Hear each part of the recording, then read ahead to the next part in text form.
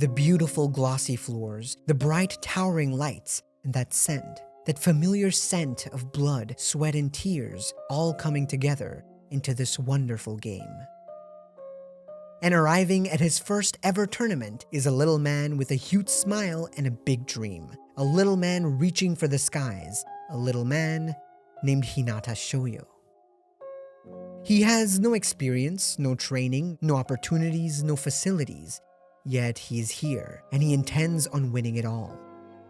On the other side of the court is a prodigious yet lonely king. Frustrated at his team, frustrated at his opponents, frustrated with himself. The crown weighs heavy on his head, and a once bright future seems to vanish into the shadows. His talent knows no bounds, his skill is immense. The truth is, no opponent on this court has what it takes to defeat the king.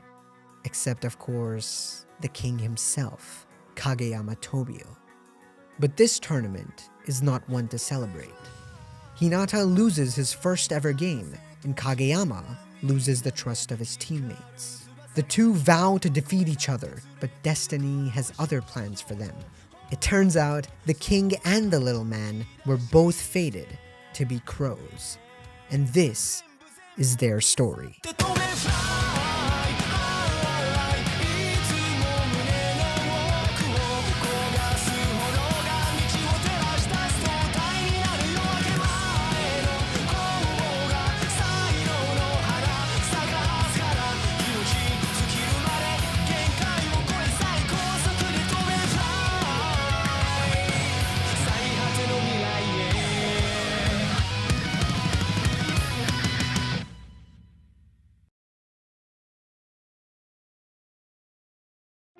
With both teams reaching 31 points in the third set, Karasuno and Seijoh are fighting a neck-to-neck battle that could go either way. It could go either way, but Oikawa has other plans. After a wake-up call by Iwaizumi, the Great King's terrifying calmness has returned once more, and his serves are now better than they've been the whole game. As for his setting, well, words are not enough to praise the songs Oikawa Toru conducts with his orchestra. Melodies that the lonely king of Karasuno has never even heard before.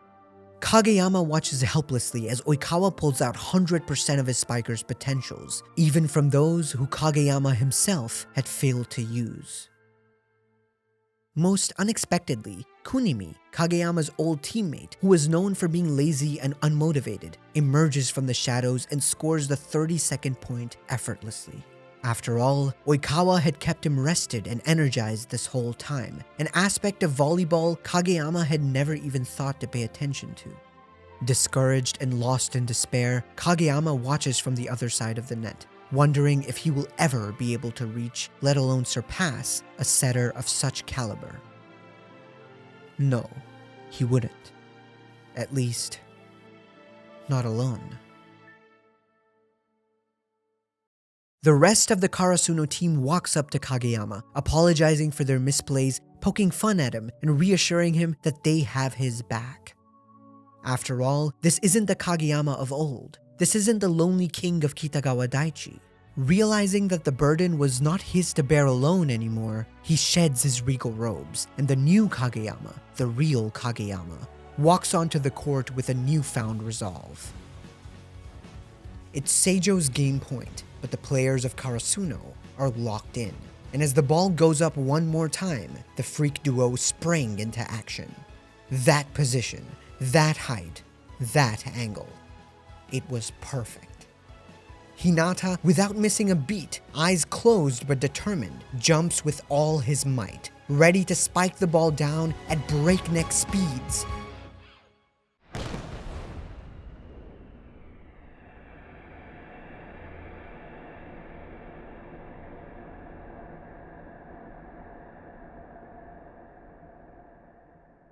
But unfortunately, today was not his day.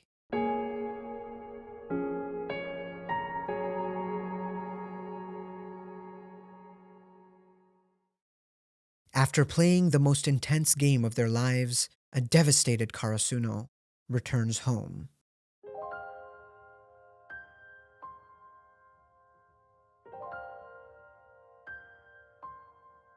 frustration, regret, disbelief.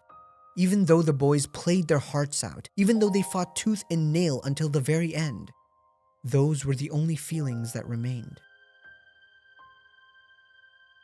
To the players of Karasuno, no matter how well they served, no matter how well they received, no matter how well they spiked, today they had completely and utterly failed.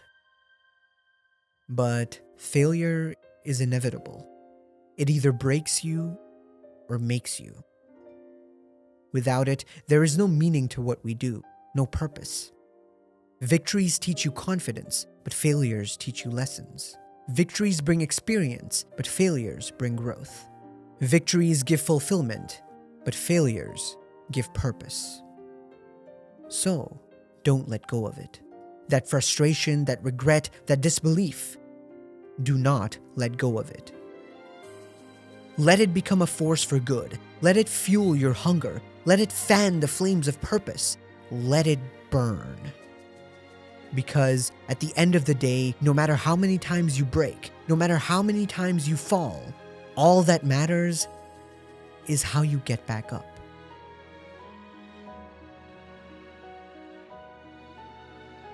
So, Karasuno, will you let this failure break you or make you? Well, I think we all know the answer to that. It was time Hinata Shoyo and Karasuno finally opened their eyes.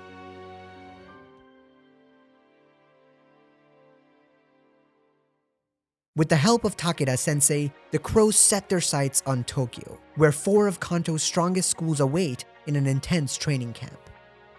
Enter Fukurodani, Ubugawa, Shinzen, and of course, Nekoma.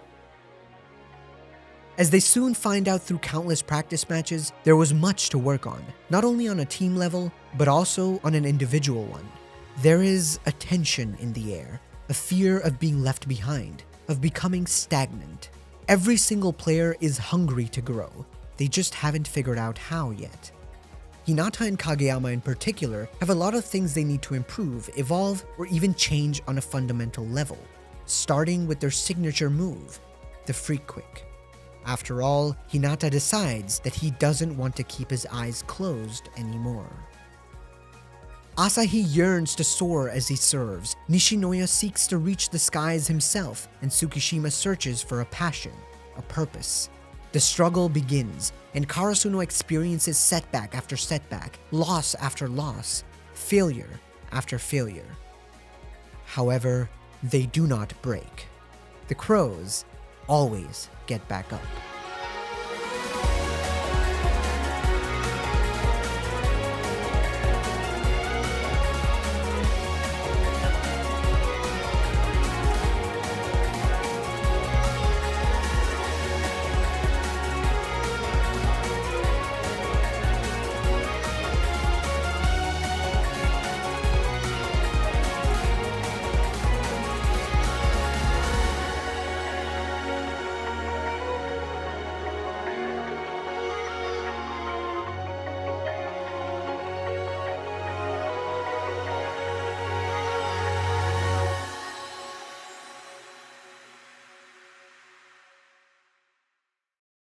The great king looks up at the hungry prince towering over him, the hungry prince who, after all these years, has finally caught up to him.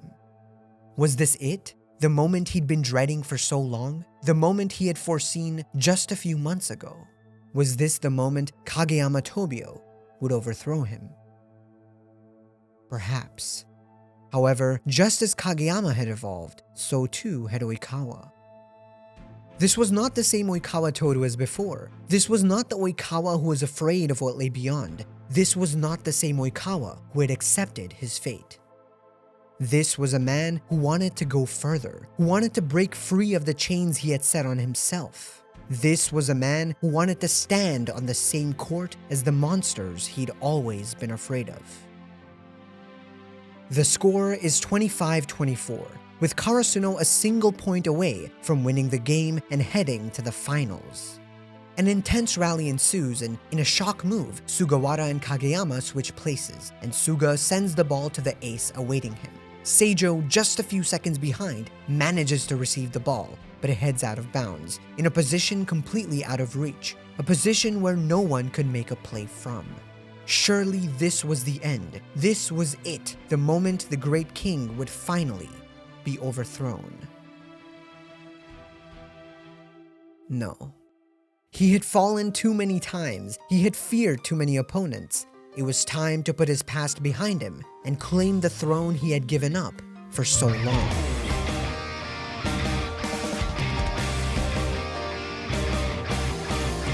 Karasuno manages to pick the ball up, and there could only be two men to finish the job.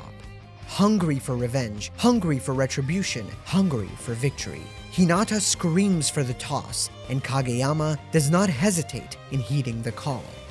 The same position, the same height, the same angle, but a different, deadlier look in those eyes. Those same eyes that had been shut before now bore witness to the view that Hinata had always dreamed of seeing.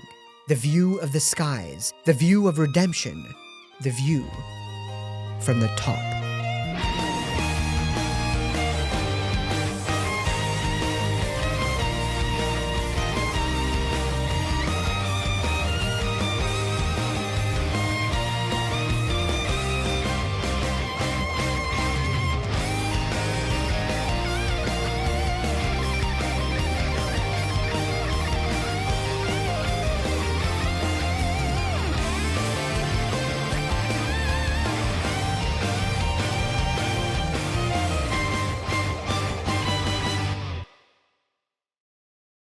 They were only one step away from standing on the stage where the little giant once stood himself. However, blocking their path was Miyagi's most powerful team, a force of nature that had dominated the prefecture for the last 3 years. Enter Ushijima Wakatoshi and Shiratorizawa.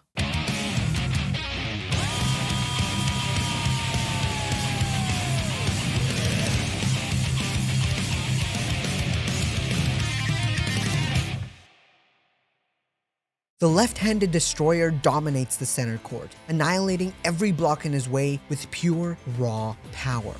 Even a monster like Nishinoya takes half a set to get used to the southpaw, and even then, it's a struggle and a half. Shiratorizawa flies away with the first set, and it feels like only despair awaits the crows in the rest of the contest.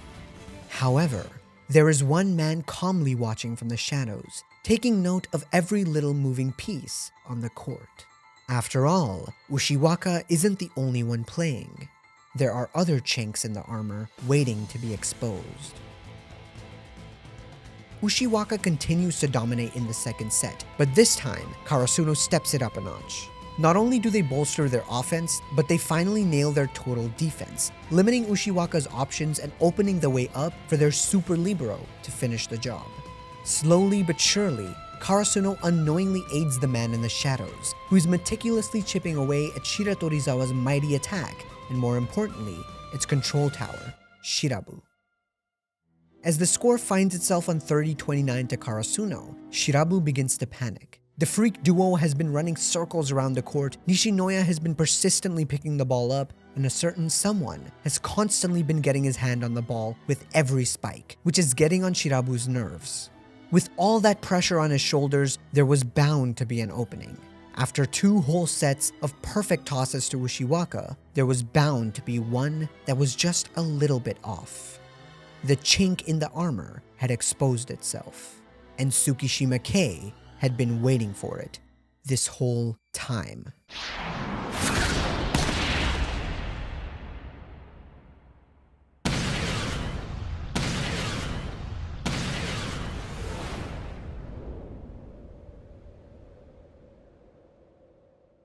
The deafening sounds of the crowd disappear as one boy stands at the precipice of greatness, perhaps scoring the most important point of the entire game.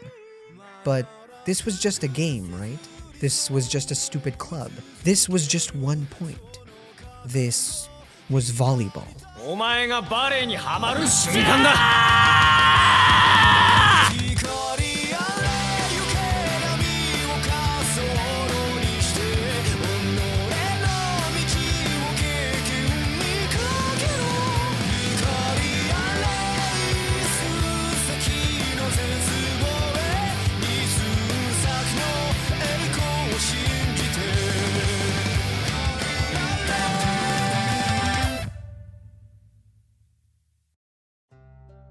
sense of dread washes over the young spiker as Kageyama gets picked for the under-19 national training camp, and Tsukishima is chosen for the Miyagi training camp.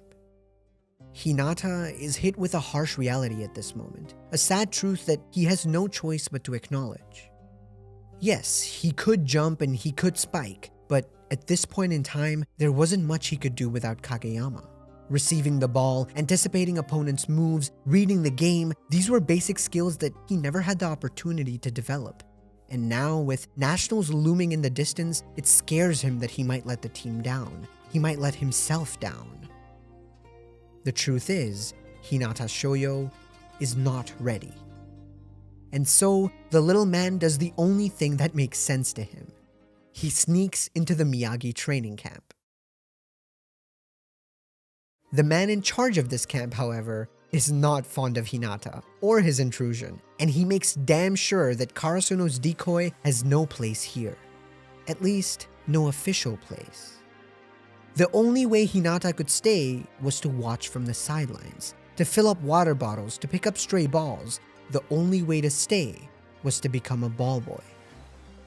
To Hinata, who had always started for Karasuno, who had never sat still for even a moment, to him, this was the end. While Kageyama was training with the best in the nation, while Tsukishima was learning new skills, while the rest of Karasuno were leveling up, he would be washing jerseys and running errands. For a moment, our beloved protagonist gets lost in the darkness, struggling to find a way out, stumbling on every turn, and wondering if he'll ever be worthy of competing in nationals. But as Coach Ukai points out, Hinata, don't underestimate what it takes to be a ball boy. When things get hard, when the going gets tough, when you find yourself lost in the dark, just take it easy. And for the first time in his life, Hinata Shoyo takes a step back, breathes, and simply watches.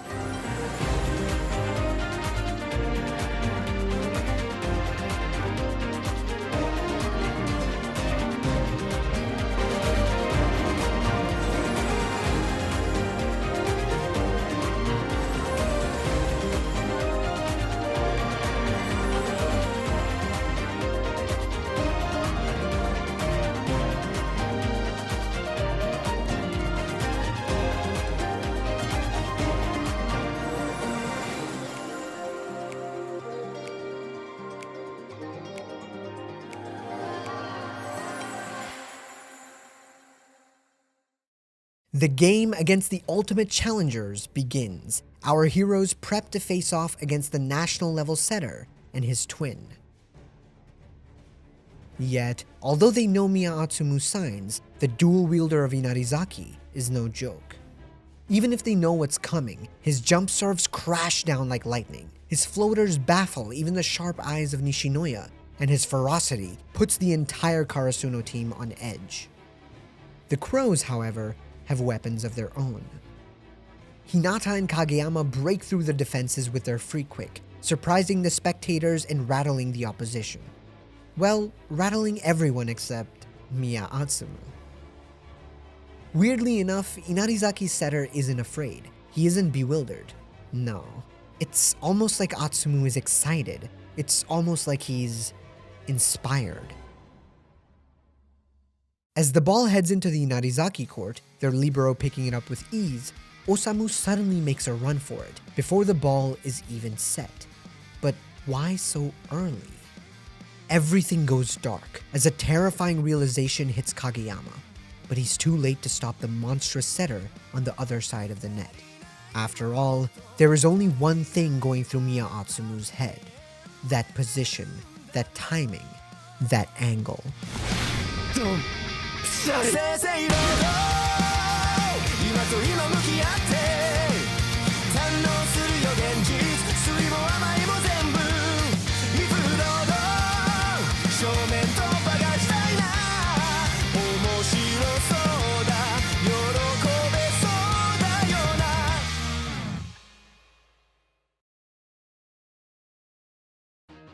The score is 31-30 to Karasuno.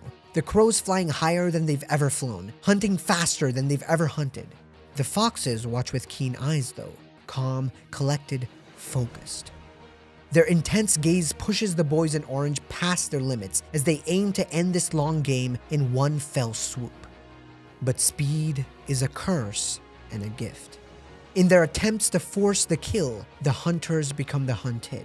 They run and they run. They jump and they jump. Coach Ukai's concerned screams fail to reach their ears. Panic overwhelms all sense, and Karasuno's vision, growing narrower by the second, sees nothing but the ball and an expanding void, swallowing their victory into the shadows.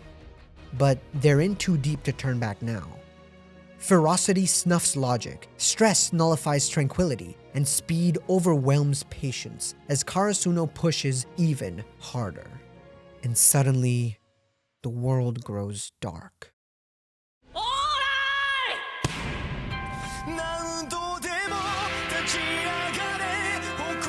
But you know, when things get hard, when the going gets tough, when you find yourself lost in the dark, just take it easy.